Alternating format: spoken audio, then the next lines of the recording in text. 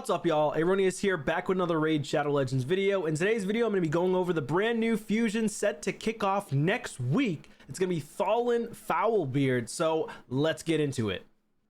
Alright, so this is a little bit of info on Thalin Foulbeard. Next Thursday, June 5th, we're launching Classic Fusion. That Classic Fusion is a lot harder than your typical fusions that you've been seeing recently, like your Fragment Fusions. Okay, so this Classic Fusion is gonna be nasty. Typically, they're nasty, all right, because they're harder to come by. It is gonna be a Dwarf, Legendary, Attack Base, Nuker, Force Affinity. Thalin Foulbeard is a versatile damage dealer, well suited for PvE and PvP content. He's also top tier choice against Karosa the Covetous, which is going to be the new event dungeon boss that's coming out soon too. His A1 is an AoE attack with a chance to place weaken. On an A1 AoE, very strong already. Places weaken, that's insane. Before the hit as well. That goes up if the target is from Corrupted, a boss, or a minion. Also extremely powerful against Chimera, as well as Clan Boss, as well as Hydra. But of course, Hydra and Chimera are probably going to be the main sources you would want to utilize this guy. Probably not in the Clan Boss, which is an early form, the earliest Clan Boss ever, right? But you could use him if you're early game or mid game, possibly. I think this guy's going to be nasty. I feel like this might end up being like another Thor type of fusion. So I don't think you're going to want to miss this one.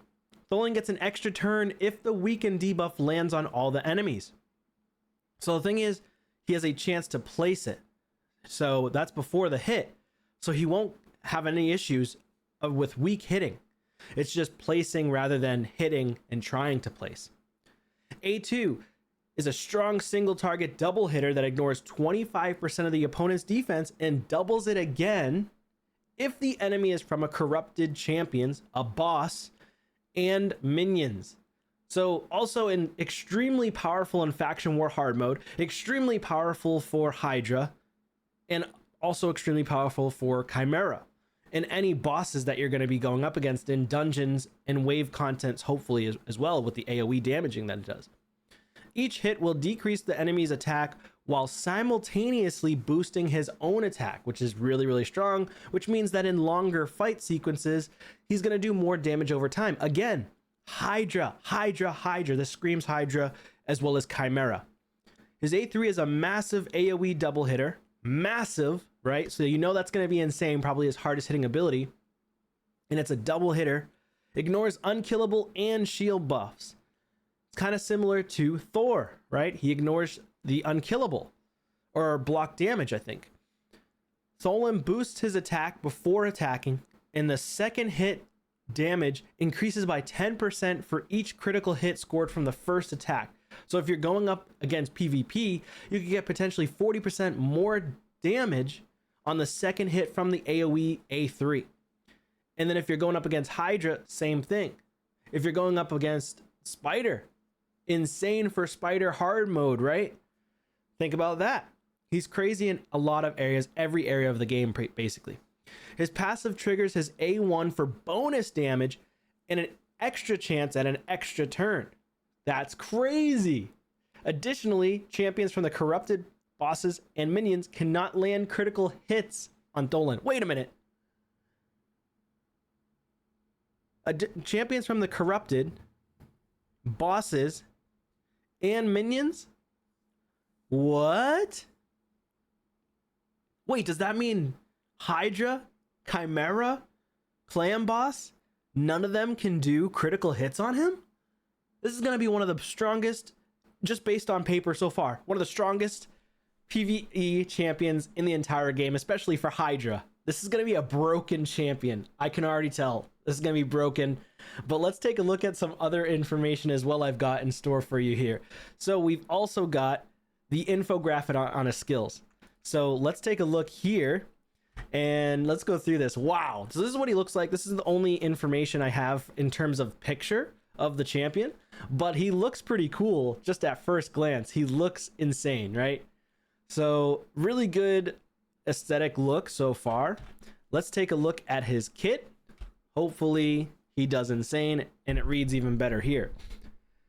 A1, attack all enemy before attacking. Yes, I talked about that. has a 50% chance of placing a 25% weaken. So it's the strong version of weaken for 2 turns. If the target is from Corrupted Alliance, a boss, or a minion, from this effect cannot be resisted by enemies from Corrupted Alliance, bosses, or minions. That's insane.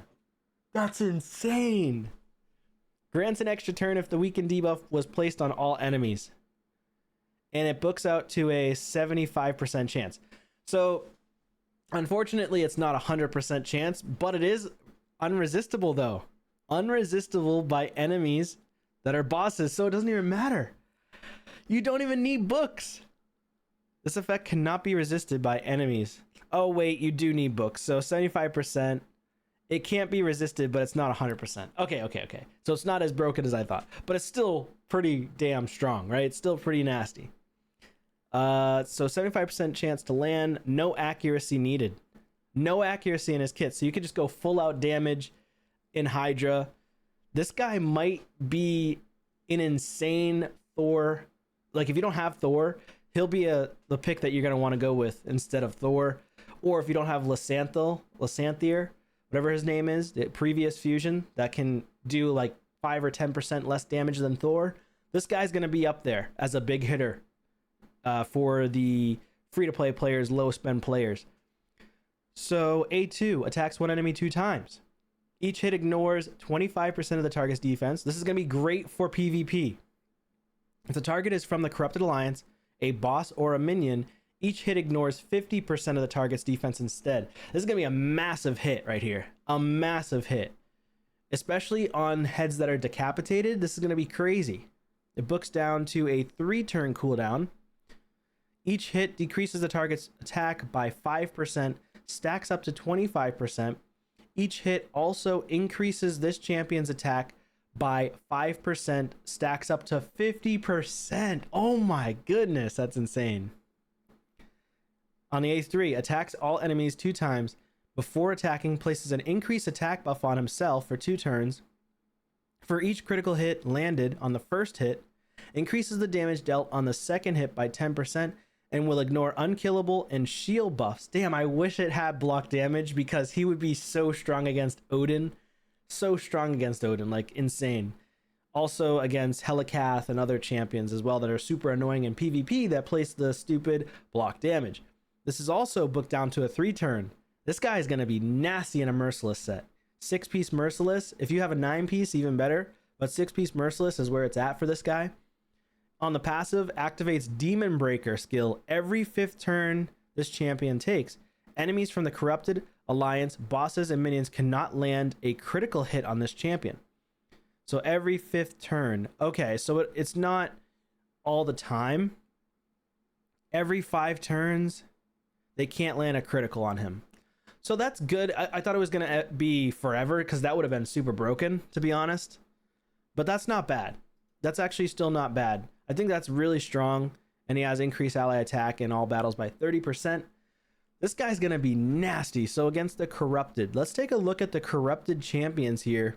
So we're going to go back here. Take a look at the Corrupted champs. So you've got right here, Demon Spawn. You've got Undead Hordes, Dark Elves, and Knights Rev. Okay, so he's going to be really strong against Duchess. He's going to be really strong against Lamassu. He's going to be strong against Chalco. Strong against Cheshire Cat. Strong against Volcanos. Because he's red. Volcanos is red affinity. He's red affinity. So he could do damage there. Duchess, he could end up weak hitting. That's the only downside. Then he's going to be strong against Helicath, but again, he could potentially weak hit, so you got to be careful. It doesn't say that he strong hits or crit hits always, so against Corrupted, if that was in his kit, he would be even stronger.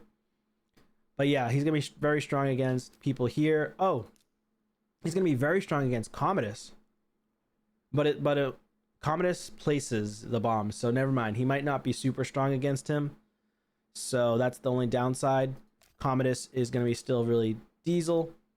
He's going to be really strong against these champs. Rhodos, he'll be really strong against. Rhodos just continues to get more and more champs that can diff him. And then you've got Heraclitus.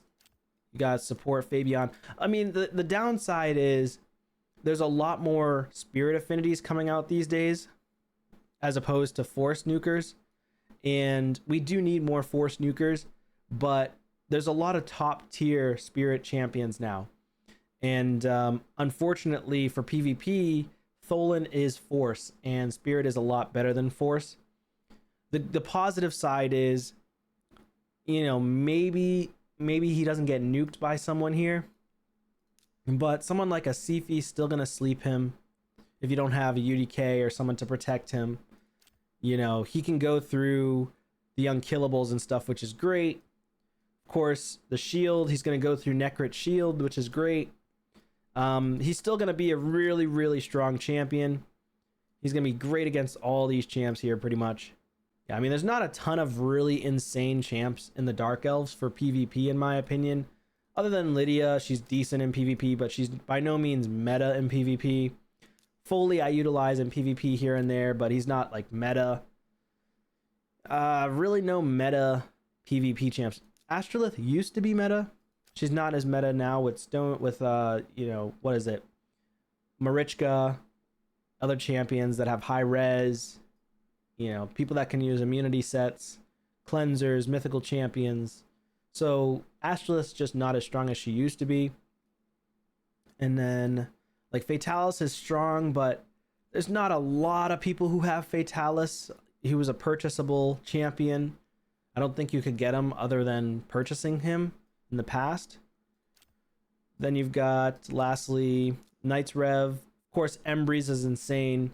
He'll be decent against Embrys, I think, but not super powerful against Embrys. If he gets the damage against Embrys first, maybe, but most people put Embrys in Stoneskin, and then Crixia has positive affinity against him, so it's still going to be challenging. And then you got Calvalax, who just came into the scene and is now placing poisons. He's basically the new Hegemon.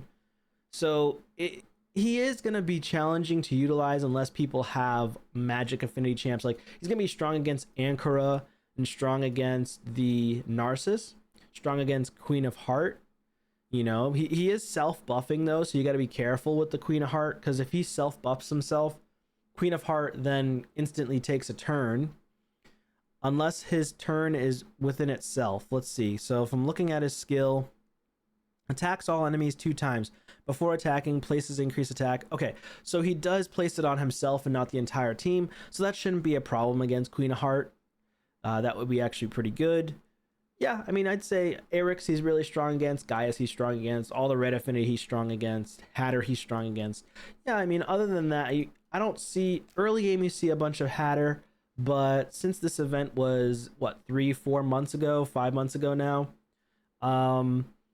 you're not really going to see Hatter in high-end arena. You're only going to see him early and mid-game. So this guy's still going to be crazy strong. Mainly, he's going to be a PvE Hydra powerhouse. He's going to be insane for Hydra. So you're going to want to get this guy on your account. Let me know your thoughts in the comments down below. What do you think of this guy? I'm interested to know, and I'll see you on a video soon. Take care.